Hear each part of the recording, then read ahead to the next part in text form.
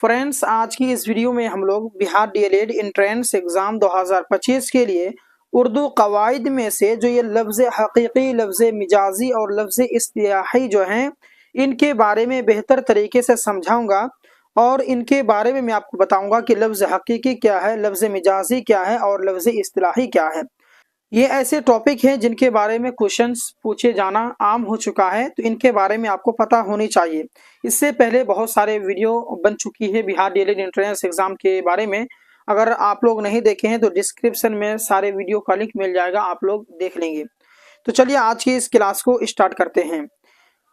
तो यहाँ देखिए कि माना के एतबार से लफ्ज की कितनी किस्में हैं। तो दोस्तों, माना के एतबार से लफ्ज की 3 किस्में होती हैं। एक होती हैं लफ्ज हकीकी, लफ्ज मिजाजी, लफ्ज इस्तिलाही। तो आइए एक एक करके हम इन तीनों का परिभाषा को बेहतर तरीके से समझते हैं। नंबर 1 में है कि लफ्ज हकीकी आखिर होता क्या है। तो लफ्ज हकीकी वह लफ्ज है जो अपना माना के लिए वज़ा किया गया है, यानी वो लफ्ज है जो अपने माना के लिए रखा गया है। वज़ा का मतलब होता है रखना, तो जो अपने माना के लिए रखा गया है। जैसे यहाँ पर एग्जाम्पल से मैं आपको समझाना चाहूंगा। यहाँ कह रहा है कि शेर दरिंदा जानवर के लिए और फ़िल काम के लिए, यानी कि जैसे आप एक शेर को, जैसे कोई जानवर है शेर, अगर उस शेर को शेर कहेंगे तो ये लफ्ज हकीकी हुआ। क्यों हुआ? क्योंकि वो हकीकत में शेर है और उसको आप शेर कह रहे हैं। जैसे कि अगर किसी इंसान को आप कुत्ता कहते हैं, जैसे गुस्सा में आप कहते हैं ना कि कुत्ते कहा गया था, तो अगर आप गुस्सा से उस आदमी को कुत्ता कहा, इसका क्या मतलब होता है कि वो आदमी कुत्ता है क्या? नहीं ना है, तो वो लफ्ज हकीकी नहीं हुआ। अगर आप एक मुर्गी को मुर्गी कहिएगा तो वो लफ्ज हकीकी हुआ, क्योंकि वो हकीकत में मुर्गी है और उसको मुर्गी कह रहे हैं। ठीक है, तो ये लफ्ज हकीकी होता है। लफ्ज हकीकी जो है असल में उसको वो बात बोल रहे हैं। आदमी को अगर आप आदमी कहिएगा तो लफ्ज हकीकी हुआ, है ना। चलिए अगला क्वेश्चन में आपको समझाऊंगा, अगला चीज समझाऊंगा तो आपको ऑटोमेटिकली और बेहतर तरीके से समझ में आएगा। देखेंगे कि लफ्ज मिजाजी किसे कहते हैं। तो ऐसे लफ्ज अल्फाज जो अपने माना से, अपने उस माना में ना बोला जाए जिस माना के लिए वह लफ्ज बनाया गया है, जैसे कि बल्कि वज़ा में इस्तेमाल किया जाए। जैसे कि शेर बहादुर आदमी के लिए, यानी अगर कोई आदमी बहुत बेहतरीन काम किया, अच्छा काम किया, खेल में जीत गया, कोई काम सबसे पहले कर लिया, तो आप क्या बोलिएगा? अरे बहादुर आदमी हो तुम, यानी ये शेर के जैसा आदमी हो, है ना। तो आप उस आदमी को शेर कह रहे हैं, यानी कि वो आदमी शेर नहीं है, उसके बावजूद आप उसे शेर कह रहे हैं। इसका मतलब है कि वो लफ्ज मिजाजी है, यानी उसका मिजाज देख करके आप उसको कह रहे हैं। इसलिए कहते हैं कि ऐसे अल्फाज जो अपने उस माना में ना बोला जाए जिस माना के लिए वो बनाया गया है, लफ्ज बनाया गया है। यानी कि शेर जो है ना, शेर के लिए, जंगल के शेर के लिए शेर बनाया गया है, लेकिन उस शेर का लफ्ज आप आदमी को बोल रहे हैं, इसीलिए लफ्ज मिजाजी है। जैसे कि अगर कोई आदमी है बहुत बदतमीज है, अच्छा आदमी नहीं है, बहुत खराब आदमी है, तो आप उसे क्या बोलते हैं?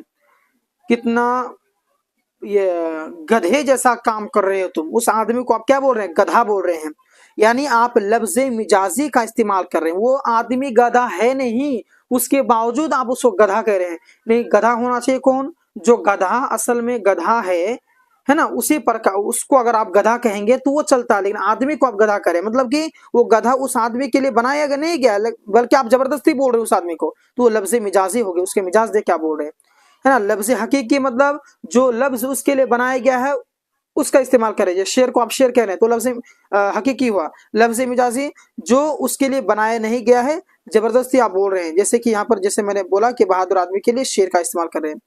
बात समझ में आ गया होगा। अब आइए लफ्ज इस्तिलाही किसे कहते हैं। ऐसे अल्फाज जो असल माना से हटकर किसी दूसरे माना में ले लिया गया हो, है ना। जैसे सलात के माना दुआ के लिए है, मगर इस इस्तिलाह में क़याम, रुकू, सुजूद और रुकू को कहते हैं क्या? लफ्ज मतलब कि सलात को। मैं आपको बेहतर तरीके से समझाता हूँ। जैसे इस्तिलाह में देखिए लफ्ज इस्तिलाह कैसे कहते हैं। तो ऐसे अल्फाज जो असल माना से हटकर किसी दूसरे माना में ले लिया गया हो, यानी होना चाहिए। जैसे इस्तिलाह का मतलब होता है एक तरह से डिफिनेशन भी हम कह सकते हैं, यानी जब किसी के बारे में बढ़ा चढ़ा करके हम उसके बारे में जो असल में होना चाहिए। जैसे कि सलात का माना, हम लोग नमाज पढ़ते हैं ना, नमाज तो नमाज तो सलातुन नमाज होता है, तो सलात के माना होता है दुआ। क्या होता है? दुआ। तो ये सलात का माना दुआ होता है, लेकिन हम लोग क्या बोलते हैं? सलात पढ़े हो यानी नमाज पढ़े हो, क़याम रुकू सुजूद, यानी कि क़याम रुकू सुजूद का मतलब होता है नमाज पढ़े हो, यानी होना चाहिए सलात का माना दुआ, लेकिन आदमी क़याम रुकू सुजूद में उसका माना ये करते इस्तेमाल करता है। तो ये जो क़याम रुकू सुजूद जो सलात को हम इस्तेमाल करते हैं, तो इसे कहते हैं इस्तिलाह में। यानी अगर हम इस्तिलाह में यानी जब किसी चीज को उसका असल में उसका माना जो होता है वो अगर बोल दे तो वो इस्तिलाह नहीं होगा। जैसे सलात का माना क्या होता है? दुआ होता है।